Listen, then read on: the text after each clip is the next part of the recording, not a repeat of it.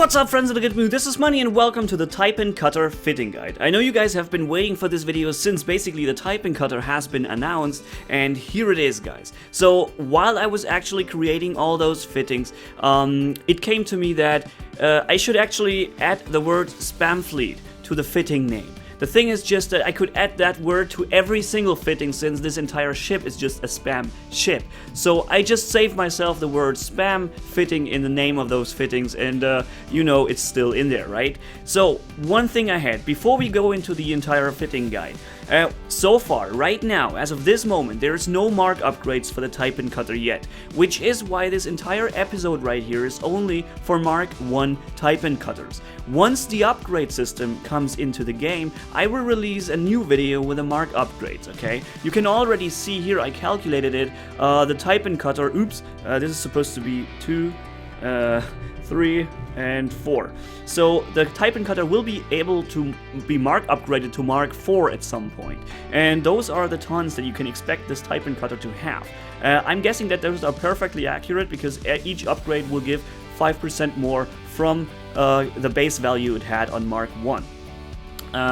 Which means that the Mark IV cutter will then have 6,325 tons, but you won't still be able to equip 5 of them and max out the fleet mass. You will still need 6 of those, okay? Because you can't get to 6,800, which you need in order to fill the mass cap with 5 ships. So this is episode 1 right here. Episode 2 will then be with the mark upgrades once they become available, okay? Also, you can see here, this is the empty Taipan cutter.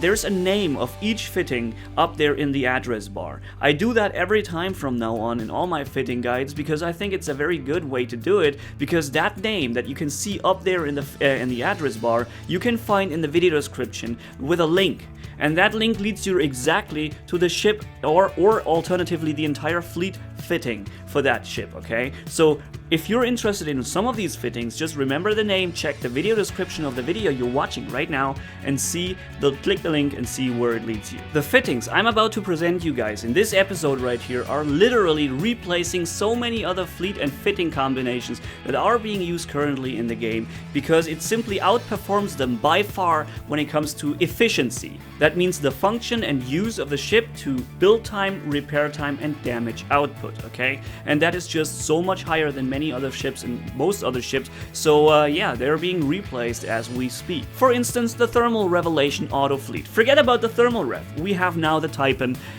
It's doing the job way better. And keep in mind that almost all the fittings are meant to be used with 6 similar Taipan cutters, okay? Without further ado, let's jump right into fitting number 1. Alright, the name is Fitting 1 Low Repair Hydra High Survivability for PvP.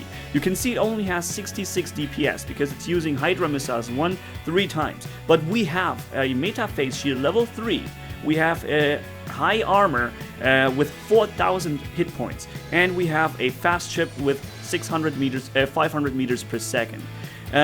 We have only 1 hour and 21 minutes of repair time on each of those Taipan cutters, and this is basically the one that you would be using against battleship combinations that have mark upgraded battleships with phased damage, because the amount of hit points you have here actually allows you to use the meta fast shield level 3, which protects you from all kinds of damage. So you're good against basically most fleet combinations, and this one also lets you fight those that deal phased projectile damage or phased damage, like a Zeal Battleship Mark V fleet with Echo Rays, for instance, okay? You will survive the damage coming through the shield because you just have enough armor. It's a very cheap repair fitting, you can spam that like crazy, and you will never miss, so you will always get in range and cause damage.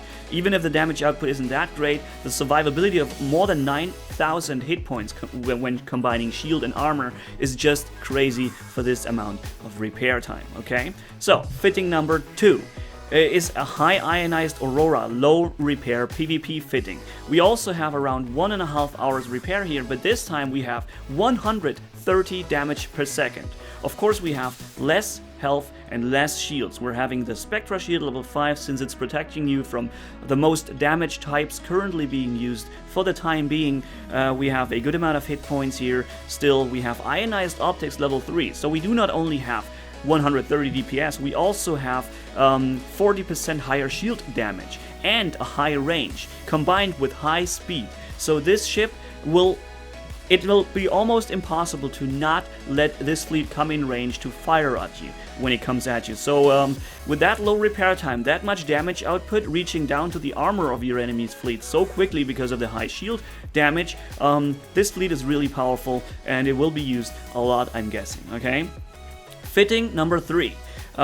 Is the phased Gemini low repair spam Taipans. Here I actually put the word spam Taipans in. And for those 3 fittings I just showed you, this one, and also this one, it counts that an additional carrier instead of 1 Taipan makes this whole thing even more dangerous, okay? Here you can see one example carrier to replace the 6th Taipan. It will fit perfectly with the weight, and this one would be a Ragnarok carrier, making your Taipan cutters faster, allowing them to even easier get into range and inflict their damage output, okay? Here we have a Shock Shield 5, Iridium Armor 2 twice, Fusion Thrusters 2, Bomber Squadrons 3, 3, 2, 2. Alright, it's an incredibly strong carrier with a moderate repair time. It is quite long, so your fleet gets a higher repair time, but the danger coming from your fleet and the effectiveness, it's getting raised even further. So it's really cool to combine these Taipan cutters with one Ragnarok carrier, or alternatively the fitting I'm about to show you right here with the phased Gemini drivers, to use a Valkyrie carrier instead, because this one actually increases your shield bypass even more. So this one would be the perfect choice to use when using the fitting I'm going to introduce to you now. We're using here Gemini drivers level 2 3 times with 90 damage per second, and we have phased projectiles level 5 combined with iridium magnets 3 because the repair time is still really low compared to the performance you get, and it doesn't require that much mass. So we have a meta phase shield level 3 here. Now this could be a little bit tricky when you're fighting Mark 5 battleship fleets. Then it could be that your hit points get down at the same time with the shield, so your opponent has to take down the entire 8,400 hit points here. But if he's having a Valkyrie carrier inside that fleet, then the shield penetration or shield bypass gets so high that you might even lose your ship before the shields are entirely depleted. But that is really only against those ships that deal massive shield bypass damage, okay? So if your enemy fleet doesn't deal massive shield bypass, then you're good with 3,400 hit points and you can deal your phased damage for a long time.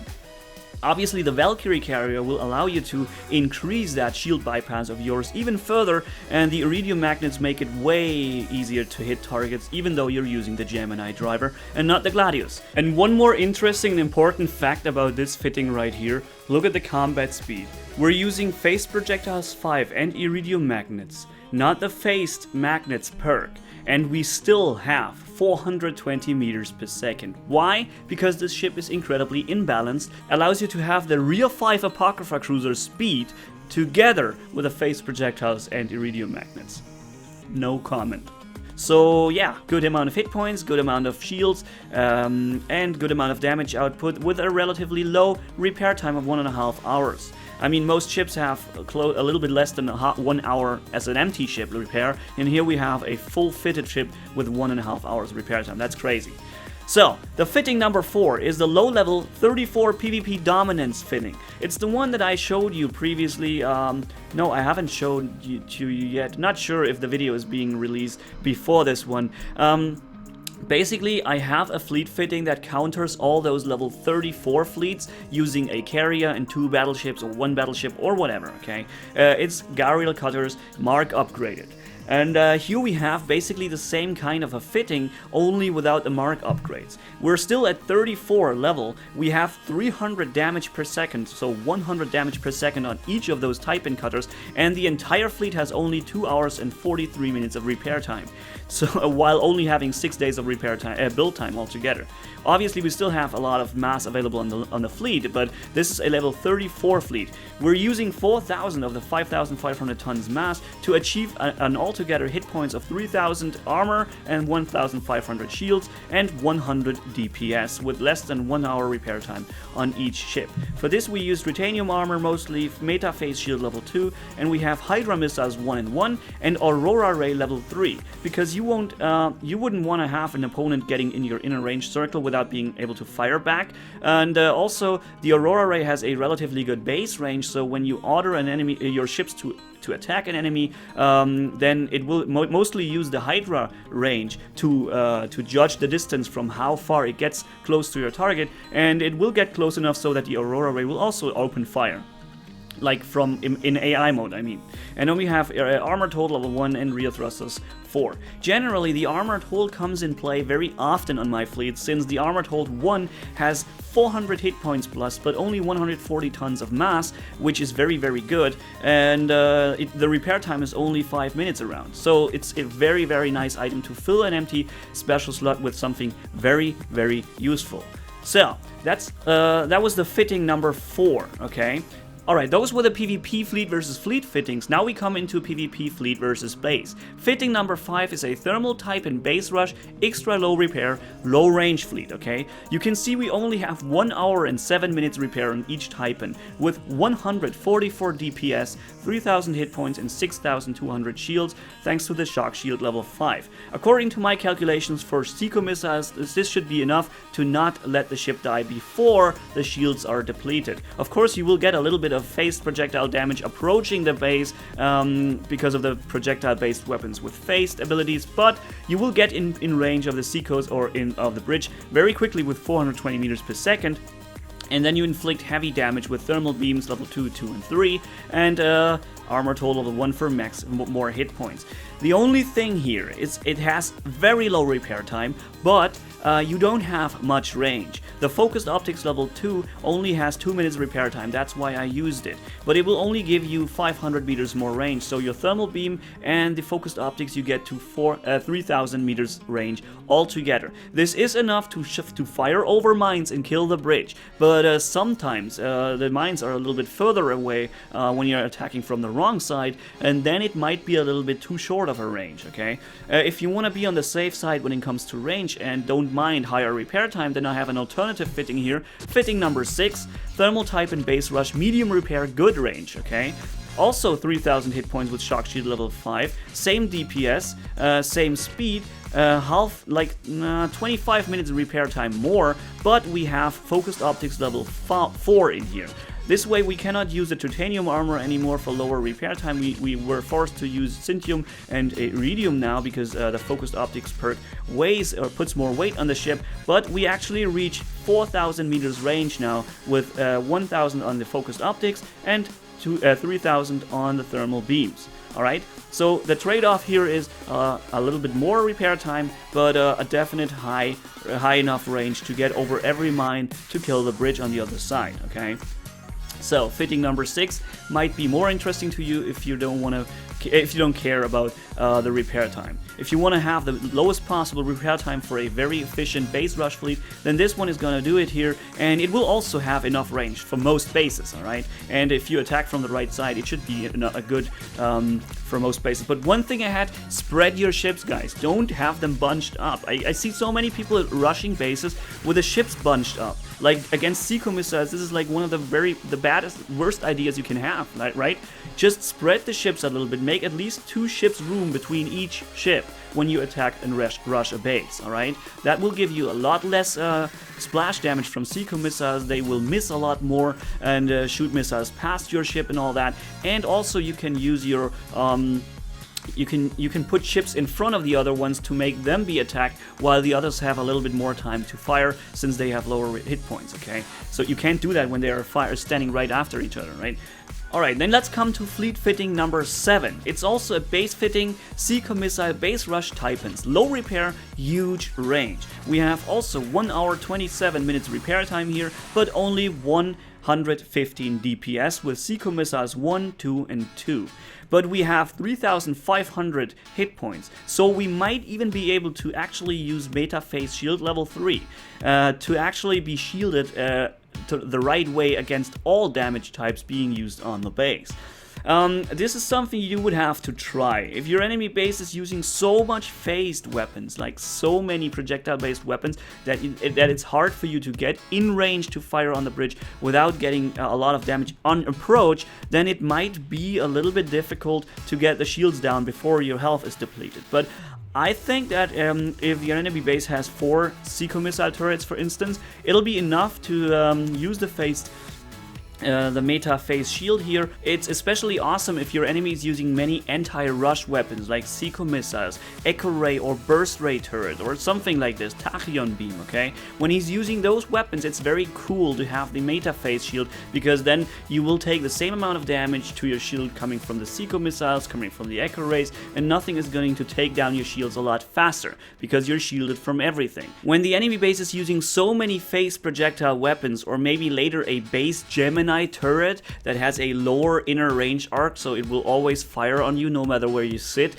with phased ability, then maybe you should just switch over to the shock shield level 5. That would of course mean that the shield damage of other weapons will increase, but you will at least get less damage directly to armor, and you will make sure that your hit points will not fail before the shields fail, okay? One last and important thing about these base rush fittings here, they all work very well, and you can even take down high-end level bases with those. But keep in mind you need 2 of those fleets. One of them is not going to take out a capacitive plates 3 bridge or Syntium armor 5 bridge with meta phase shield in one go. That won't be enough. But 2 of those will probably do the trick, and you will still end up having less repair time after that than the other base rush fleets fittings that also require 2 entire fleets to do it, right? And at last, the best use I could find for the Taipan cutter, even though I have shown you a pretty good uses already, but this one is going to be the best one, so praise for the impact, guys.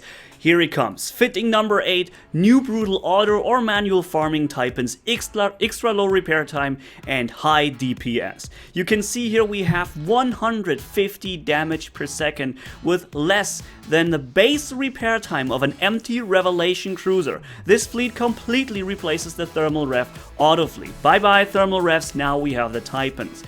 So, the thermal ref has, you can see here is a thermal ref example. There, the entire ship had 1 hour and 31 minutes repair time and had around the same DPS and almost the same hit points, a little bit more. But look at the combat speed, 340 meters per second, and here we have 460 meters per second.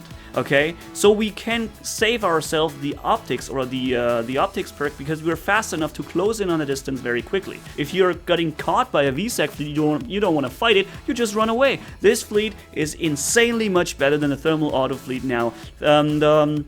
Yeah, it represents basically one of the very few exceptions in the game currently that allow us to have actual less repair time. Because the trend in the game currently is getting more repair time every new update that brings new stuff. But this actually is a step in the other direction of less repair time. But this is the best fitting I could find. It's, yeah. You can see Deflector Shield level 5, Titanium Armor 5, 3 times. Deflector Shield because this is what we have learned the best shielding currently when it comes to farming fleets, okay? Ion Modulator level 2 giving you 30% more shield damage, and Rear Thrusters level 2 because it's enough and has only 26 seconds repair time. And yeah, and then it comes a little bit something new for most people. That's something that many people don't know. The Aurora Ray on level 3 outperforms the Thermal Beam on level 3 when it comes to a farming fleet because the repair time is much lower. On the Aurora Ray 3 we only have 8 minutes repair. On the Thermal Beam level 3 we have 16 minutes and 30 seconds of repair time. Also the damage output seems a lot less than the Thermal Beam 3, but we have the shield takedown of 25% more, which also lets us compensates for the lower DPS. So the Aurora Ray is on level 3. When it comes to level 3, the better farming weapon for sure. And also it takes down squadrons better, has better range, and has an alpha damage, and does not have to charge up before firing. So it doesn't waste efficiency.